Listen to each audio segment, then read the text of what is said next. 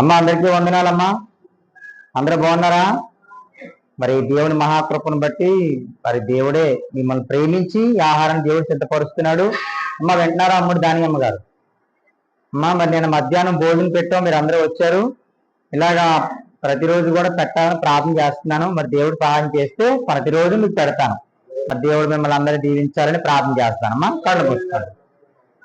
పరిశుద్ధుడా పరమ తండ్రి, నీకు వందనాలు నాయన, స్తోత్రాలు ప్రభువా.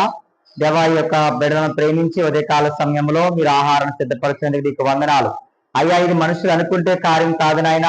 అయ్యా ఇదిగో తండ్రి, నీకు ఇష్టమైన కార్యం కనుక తండ్రి ప్రభువా ఇదిగో ఇది జరిపిస్తున్నావు. దేవానికి స్తోత్రాలు తండ్రి. ఎంతో మంది రకరకాలుగా ఇదిగో నాయన సనుక్కునేవారు ఉన్నారు, ఇదిగో నాయన తండ్రి ప్రభా ఆటంకపరిచేవారు ఉన్నారు తండ్రి. కానీ నువ్వు ఎన్నడూ తండ్రి కార్యక్రమాన్ని ఆపివేయకుండా మీరు కొనసాగిస్తున్నారు. మీకు స్తోత్రాలు.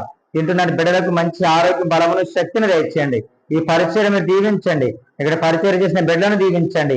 ఈ పరిచర్యకు ప్రోత్సహిస్తున్న ప్రతి ఒక్కరిని మీరు ఆశీర్వదించమని యేసు పరిశుద్ధ నామమున ఈ ప్రార్థన మనవులు అడిగి వేడుకుంటున్నాను తండ్రి. ఆమేన్ ఆమేన్. అమ్మ అందరికీ వందనం. తినండి అమ్మ. తినలేదు